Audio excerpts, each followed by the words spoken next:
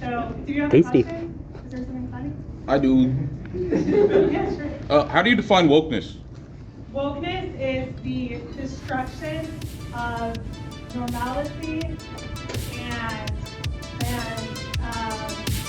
how do you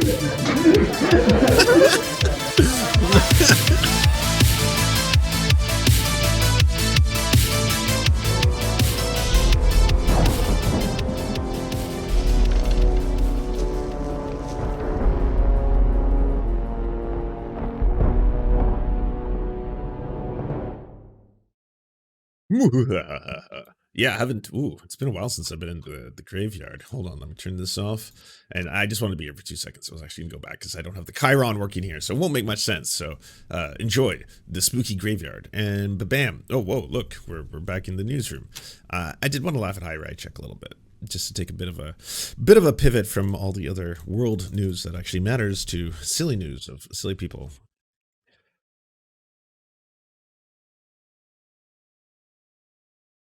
This video footage was captured by a student at the Green BJ, Bryce Green. Hiya, Libs of TikTok. You can't do anything in peace being shoved down your throat wherever you go. Me, lol. Hiya, do you have a question? Is something funny? Me, I do. How do you define wokeness? And you will now see before you Chaya Raichik answering in real time, what is wokeness exactly? of our lives? It's in our kids' schools, it's on the college campuses, it is in the workforce, it is in the streets, it's when you go to the store. I mean, like, you can't do anything in peace without this wokeness being shoved down your throat wherever you go. You can't do anything in peace without this wokeness being shoved down your throat wherever you go. Yes, everywhere you go, people are trying to shove wokeness down your throat. I personally don't feel that. I have yet to experience that. I don't walk around all the time and I'm like, wokeness. And it's just more like, what? So, do you have Tasty. a question? Is there something funny? I do. Yeah, sure. How do you define wokeness? Wokeness is the destruction of normalcy and how do you of our lives. So you heard it there. Wokeness is the destruction of normalcy and. So there you have it. We finally have a definition. That wokeness is the destruction of normalcy and. So good to know. I'm sure you all remember this from a little while ago when Brianna Joy Gray basically brought on Bethany Mandel to talk about defining wokeness. It was pretty funny. In case you haven't seen the interview, which... So, I mean, woke is sort of the idea that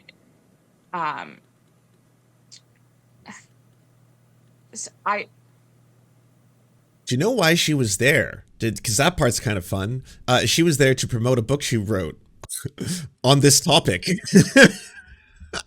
So, you know what's wild is that Brianna Joy Gray ended up getting all of this pushback, as in like, whoa, what is this gotcha journalism? Gotcha journalism? If anything, if you're brought on to, say, a news outlet and they're like, so can you talk about the topic that you wrote a book about? Can you talk a little bit about it? You got several chapters on this wokeness. So what is wokeness? This is going to be one of those moments that goes viral. I mean, woke is something. True. Hey, it's awesome. You have self-awareness, very meta, and at the same time, you still don't know what wokeness is. That's very hard to define, and we've spent an entire chapter defining it. It is sort of the understanding that we need to totally reimagine and redo society in order to create hierarchies of oppression. Wow. Sorry, it's hard to explain in. Okay, so wokeness is the end of normalcy, and it's also how we have to redo entire societies in order to adhere to vectors of oppression or something. There's a lot of swing and a miss going on here. So Tim Pool tries to help Chaya. Woke is broadly defined as cult-like adherence to leftist social orthodoxy, Leftist orthodoxy changes as it has no moral foundation, though its current iteration is strongly rooted in critical theory, postmodernism, and their derivatives. Oh, Blocko, you should have spent a little bit more time in class. Oh, bloody hell. What the hell is he talking about? 15-second soundbite. Yeah, so there was nothing there. Perhaps we'll turn to Wikipedia for answers. Woke is an adjective derived from African American vernacular English, meaning alert to racial prejudice and discrimination. Beginning in 2010, it came to encompass a broader awareness of social inequalities such as racial justice, sexism, the denial of LGBTQ+ rights. Woke has also been used as shorthand for some ideas of the American left involving identity politics and social justice, such as white privilege and the reparations for slavery in the United States. The phrase "stay woke" has been present in AAVE since the 1930s. In some contexts, it referred to an awareness of social and political issues affecting African Americans. The phrase was uttered in recordings in the mid-20th century by Lead Belly and post-millennium by Erykah Badu. So, again, that's the origin. Now, if you want to talk about what has it been bastardized into by the right, well, the answer is a great many things, but thing they don't like, I'd say, is the best way to summarize it all. It seems to be thing I don't like, and that's what I'm going to talk about. If you're used to a default setting, say white supremacy in a white supremacist society, so whiteness and people and characters, heroes being white, both in your history books, from the idea of how the very American dream came to be, all the way to in film, cinema, movies, music, poetry, pop culture, all of that. If it was consistently celebrating white people, whiteness, and the idea of that. If you were to turn on the television, for example, and you were flipping through the channels and all of a sudden you saw most of the heroes in the movies, they were white dudes, right? That might, if you weren't a white man, be a little bit strange to see or live in. But if you were white and you grew up in that, like myself, for example, even if you're multiracial, that doesn't matter. If you're white and you grow up in that, you don't realize that it's like a default setting. You don't recognize that. Whereas people who aren't, obviously, grow up with a very different lived experience where they do realize that. And then all of a sudden, if things, once that's been identified, start to change, and I would say for the better, diversity is pretty awesome. It's pretty cool. Having multiracial friends is badass. So are, pansexual multiracial orgies. But that's not what this is about. What it really comes down to is, at the end of the day, hey, if it's no longer the default setting or is slightly less than the default setting or feels even a little bit like there's some more equality going on, that can feel, if you're used to, again, just like a default setting, that could feel as if that is oppression when it's not. It feels like it because the world's changing. It got itself in a big old hurry, and you're looking around and you're like, well, this is a little different. Of all the Marvel films, probably about 85 to 90% of them happen to have heroes who are white men. Yes, the vast majority of them. But there's a couple Black Panther movies. A couple. Not a whole bunch. Not the vast majority. There's a couple Black Panther movies. There's a couple women who are superheroes in some of the movies. A few of them. There's a couple. There's a few. I guess that's wokeness. I guess the studios are going woke when they do that. That's wokeness. That's forced diversity. That's a form of oppression, and they're erasing white people. Why do all the commercials now on TV? Why are they all multiracial? Like, why are they doing that? Why are they trying to erase? Why is there no commercials that show white doctors anymore? White male doctors, especially. There's no more white male doctors in commercials. Whatever happened to that? Is there no such thing as white male doctors? This feels like oppression. I don't like these feelings I see before me. And again, movements towards equality or movements towards seeing better representation or more representation. Again, if you're used to a default setting, which is whiteness, then that's what you would suddenly start to feel. That's why a lot of people are coming at this from that weird direction. They've got this weird twisted upside down view of the world where all of a sudden they're just like, well, this is forced diversity. They're forcing us to do this against our will. They're forcing us to accept this. That apparently there are other kinds of people.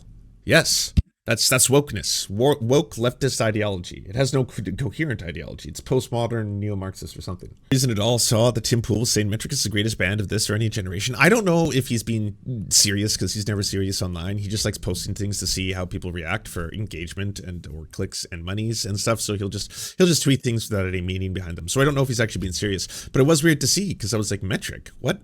Metric would fucking hate you. Emily Haynes would fucking despise you. Are you serious, Tim Pool? If you legitimately love Metric, and I think Metric is a great band, I do. Metric, if you don't know, is an indie Canadian band that makes kind of like electronic alternative rock.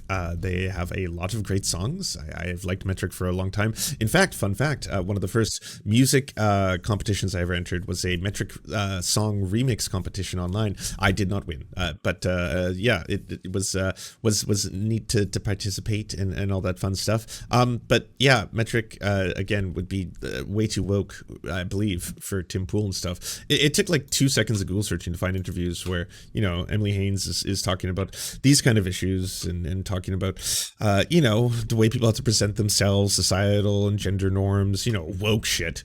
What inspired the song Dress to Suppress? It's a bit of an observation, I guess, of watching myself and my friends and all of us try to navigate putting yourself out into the world and where it puts you. I think that the theme is revisited throughout the record and trying to adapt and trying to stay true to what's inside. With Dress to Impress, I'm saying it as a woman, but for all I know, there are men, trans people, everyone who feels this way, that feeling where more and more you are put together, the more fucking miserable you are. The more perfect your makeup, the tighter your belt, the higher your heels. It's a conflicted state. It's actually more that you're suppressing everything about yourself in order to create the appearance of togetherness, but it's deeply untrue.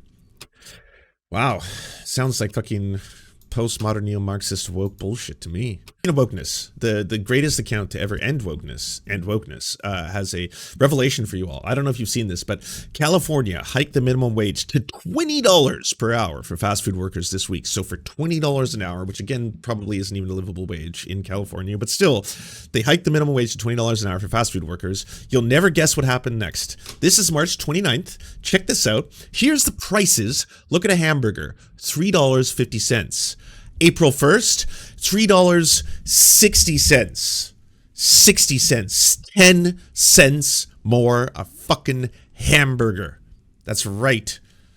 So that some workers can have a below minimum living wage. 10 cents more. It didn't even need to go up at all, by the way, but it did. It went up by 10 cents. It's gotta be one of the worst fucking examples you ever could have used, because it's like, more hamburger.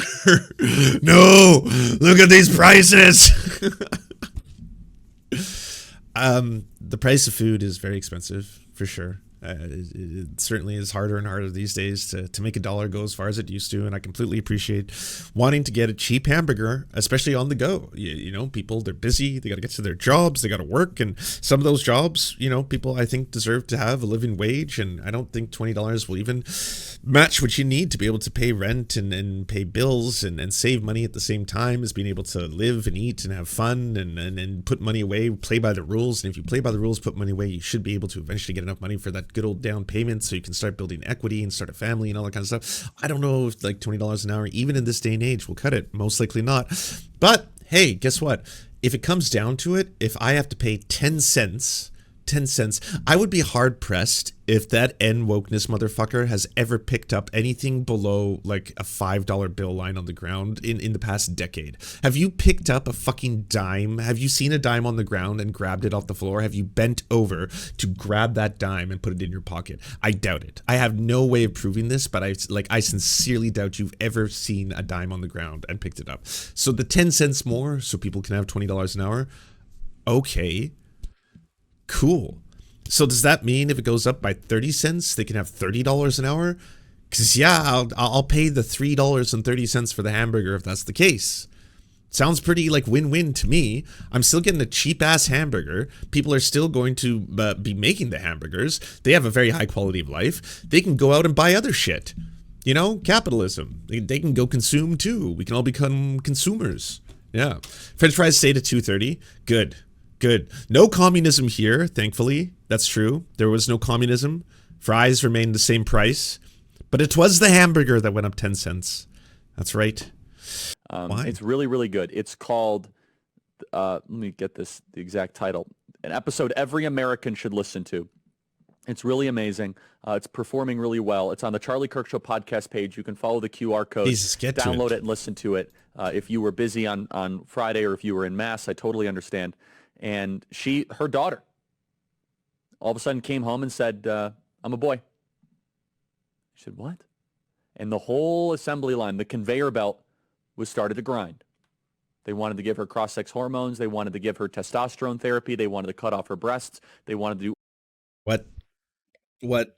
I don't think this is true, Charlie. I don't think this is real. Just based on the fact that this doesn't happen. You don't get little kids who are getting hormone therapy and surgery and stuff. No, you would take, puberty blockers before you enter puberty. That would make sense. And then after that, you would start taking hormone replacement therapy. And then if it is again approved by a doctor and the patient and consultation with the parents, they would discuss later on in life. And it could be from 16 and above, I believe, where you are applicable for top surgery. And then minors don't get bottom surgery at all. It's all fear mongering to scare people. all these sorts of things. And these doctors do this without any thought whatsoever. Yeah, sure. Here's the script. Here's the clinic. Go here. Go for. Again, it's not true. They're just lies. This is not real. So it's not a real problem. It sounds scary though. Sounds way scarier, right? Like if you were like, hey, this is a medical procedure that has the same checks and balances as other medical procedures. Well, that's boring. Now I just feel like a weirdo wearing a billboard outside of a children's hospital that says I want to inspect your genitals. Now, whew, boy, is my face red. Yeah, I thought they were just, taking 6-year-olds and cutting off their penises in there. That's what I've been told by Charlie Kirk. Surgery. These doctors need to be put in prison quickly. We need to have a Nuremberg-style trial for every gender-affirming clinic doctor. We needed. So, as much as it is, joyous to laugh again at the ever-shrinking face of Charlie Kirk and his many foibles, it's fucked up when you hear the violent rhetoric that a lot of these people are putting out, because this is the same thing as targeting, say, abortion doctors, for example, saying that they are literally murdering babies and that they have to be stopped by any means necessary. And then afterwards, of course, if violence does happen, that's when you take a step back and then you're like, oh, no, I was not calling for violence. I simply said that I want to compare them basically to the same things as Nazi war criminals, who tortured Jewish people in the Holocaust, and that the forced labor camps, those ones. So I'm saying that they're basically the same, and that what happened to them in the Nuremberg trials, which in a lot of cases eventually was their assassination. Execution, I guess, would be the logical conclusion as to what I said, but I didn't call for that. Again, I'm just being hyperbolic. You just see the eagle in the background, come on. Immediately. That's one of Charlie Kirk's little extremes. He wants Donald Trump to run on this issue exclusively. What does being trans even mean? Is that even a real thing? It means It means that none of you, again, have learned any of the things that you hate. Why do we have Chaya Raichik defining wokeness as the end of normalcy? I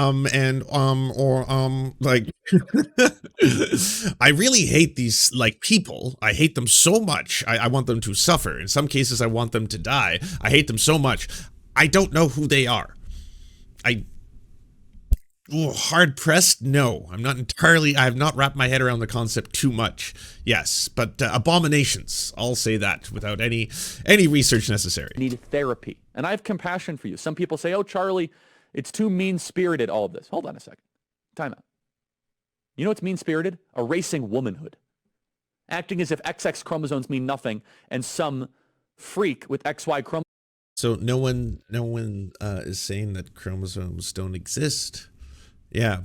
It's more just like if you look at the modern science on this issue, we've come to understand a whole bunch, many new, wondrous, and many incredibly interesting and splendid things about it. That it's not simply going to be the 23rd chromosomal pairing that you have that's going to determine what sex you are going to be. That's the wild thing. Yeah, it's bimodal, as in it's on a spectrum. There's two most likely outcomes that occur on a regular basis, and for that you get to be a bigot. I guess, because you're going to always be in the majority, right? That most people are usually going to be male or female. The overwhelming majority of people are going to be male or female. Sex, I'm not talking about gender. Gender, again, social constructs, but we're talking about sex. This is the more interesting one. The one that Richard Dawkins even can't wrap his head around now. And he's just trying to do this whole thing like, oh no, there's only one of two possible combinations, X, X, X, Y.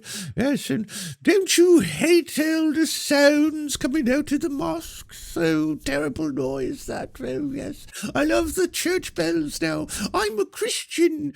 Like, okay, fun stuff. But yeah, it's neat. I love science and I love learning new things, and it's really fascinating learning about this topic. And again, I have to learn from people who are much better communicators at this, because I'm not a scientist. I'm just a silly talky guy on the internet. So shout out to Hank Green. Hank Green has an awesome breakdown of a lot of the newer discoveries into this entire category and field. But it is absolutely fascinating to learn that we all do have a potential outcome, that we can become male or female, or what society typically denotes as male or female, based on not simply the XX or XY chromosomes, because there's other chromosomal pairings that exist, of course. There's XXY, XXX, for example, and there's also the role that hormones play very heavily in the early natal development of fetuses in humans, and it's actually fascinating that it's kind of this tug of war in which hormones and, again, chromosomal expression or genetic expression is going to play itself out, and there are cases where someone can have XY chromosomes. Yes, XY chromosomes,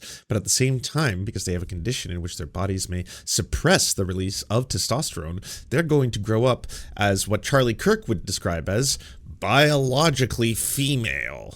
Yeah, they're going to look biologically female and have biological female parts. Yes, the ones that denote whether one is or is not a biological female.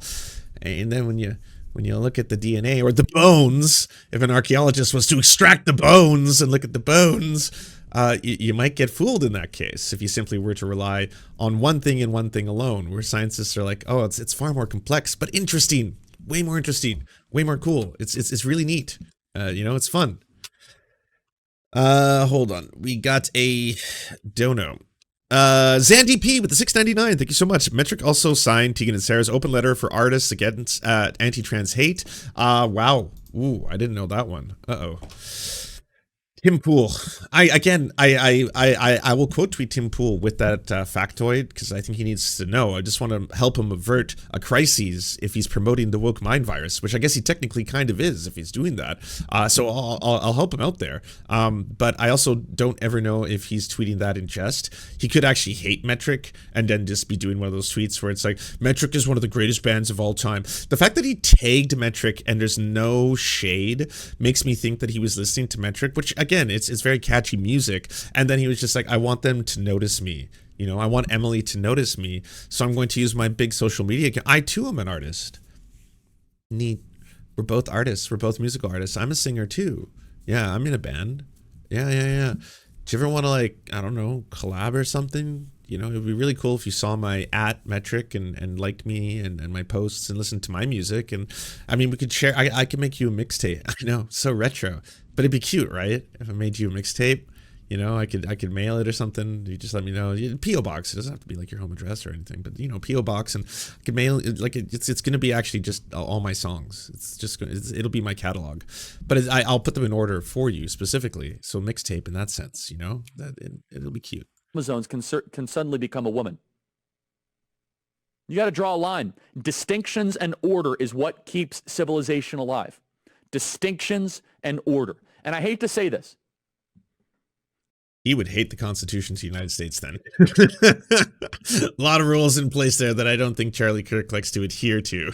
It is women that are the ones that are pushing for this politically. There are. What are you talking about? The anti-trans stuff? No. Guess who it is? Yeah, it's right-wingers. Yeah, predominantly led by right-wing Christian nationalists. Oh yeah, data on that's pretty overwhelming. Yeah, no, women as a totality, no, they're not hateful bigots. I would say that they might know a thing or two about dealing with misogyny.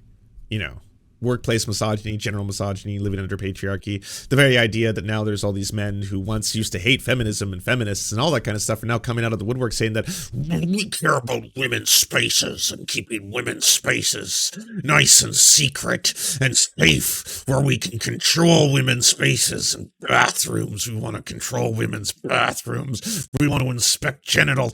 I think that's probably something easy to see from a mile away, that this is actually just you found a shiny new toy. You got to rebrand your misogyny, and now you got trans misogyny. It's the neat new trick you get to play, and then pretend that you're a feminist for the first time. Yeah. Fun fact, Charlie Kirk met his now wife during a job interview where she was trying to get a job from him. Yeah, she was seeking gainful employment, and instead he was like, no, I don't have a job for you. I have a lifelong commitment.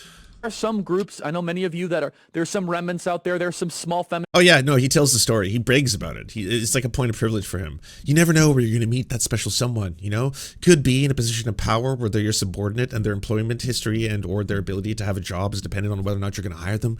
Could be that magical moment. You never know. You know, just keep putting yourself out there, believe in Christ, the faith, and all that kind of stuff. And one day, you know, you'll meet yours, just like I met mine. Groups, but it is the leading feminist organizations in the country that are either silent or complicit in pushing this. Because Who? Mums for Liberty? Who are these feminist organizations, Charlie, that are pushing for this? feminism was never about advancing female rights. Feminism was about... By the way, like, even in this, you're being misogynist. Even in this, you're being condescending. Even in this, not only are you lying about, like, you know, that women overwhelmingly are bigots. Yeah, no. It's actually women who were leading the charge here. Yeah, cis women. Sorry, biological femoids. Yeah, the biologicals, they're the ones leading the charge here. Yeah, no, definitely. And that's why, I mean, we got to stay vigilant. Make sure that every single person who goes into a bathroom, that they don't have a penis. Yes, nothing can possibly go wrong with this system where a whole bunch of creepy people are standing out of bathrooms being inquisitors. Let's do the Great Inquisition, but for cock and dong. Let's do that. That sounds like an awesome time. Gold. But first, I want to give you a little bit more context about this particular event. LGBTQ Nation reports Raichik gave a speech yesterday at the Indiana Memorial Union at Indiana University in Bloomington, Indiana. Why does she look so awkward? Like, did you not know this photo was being taken, or did you not know where you were? Or is it the turnout? Was it that there were perhaps people of color in the crowd? You're like, oh, I was told this was going to be, you know, a specific set of individuals who came to see me, you know. And alongside Representative Jim Banks. During her speech, she ranted about pornographic books in schools and moved on to her hatred of everything woke, which is when she was laughed at, by the way. They continue, 2 protesters who were chanting were taken away in handcuffs, according to the Bloomingtonian. Authorities haven't said whether... Wait, sorry, what? Taken away in handcuffs? What about the free speech? What's going on here? What about the marketplace of ideas? Handcuffs? Seems a bit extreme. They'll face charges. The paper reported that about 24 people, mostly men, were in the front rows for Raichik's speech, while those who disagreed with her were towards the back. From a video posted to YouTube, the men in the front appeared to be much older than the average IU student, while the people towards the back appeared to be much younger. Interesting. Weird. Strange. Could be nothing. Isn't it? Probably not. Now, the photos from the event that you saw were taken by Jeremy Hogan and published in the Bloomingtonian. And even though 2 protesters were removed, there were still people there with signs that were obviously heckling her. But here's one of the photos, courtesy of Jeremy Hogan, where somebody was holding up this sign that read, Libs of this is what you were talking about. Libs of TikTok has blood on her hands. Also, Chaya is a stupid name. It means spinach tree. I'm calling you spinach tree from now on. Is that true? Chaya, spinach tree. It does! Spinach tree care. How to use Chaya plants in the garden. Wow. TikTok has blood on her. You. And you. You'll go into the workforce, right? You'll see it there with all the DEI stuff. And it's basically...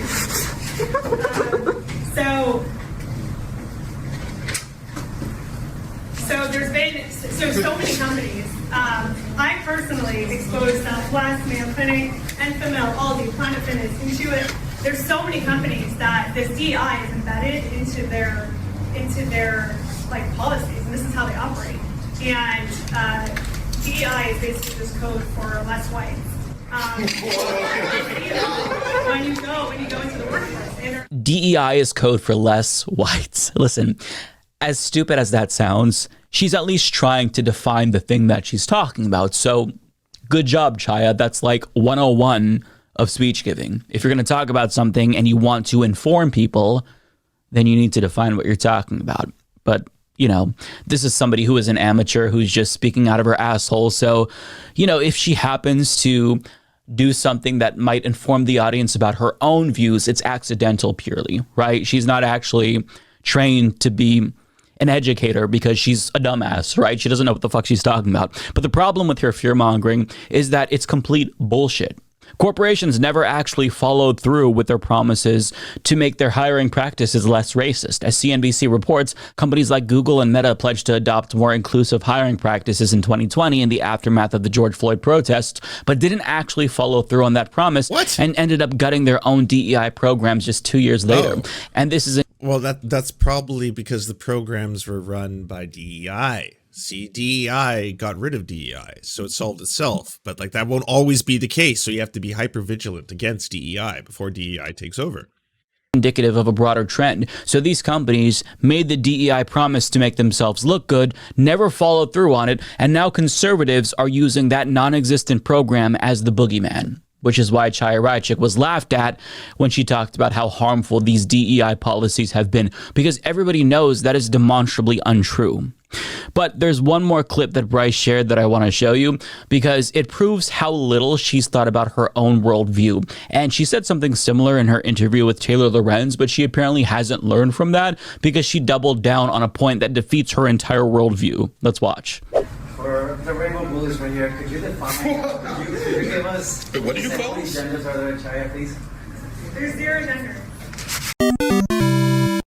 Howdy, everybody. I just wanted to let you know that for the cost of a cup of coffee, you can unlock bonus uncensored episodes of Mind Explosions by going to patreon.com/the Serfs. Our videos couldn't exist without your support, and all our content is released early to our Patreon subscribers, as well as a ton of extra content you can't get anywhere else. Please like, subscribe, and thumbs up this channel, and if you're feeling extra perky, share it anywhere you think people would like to see or learn from our videos.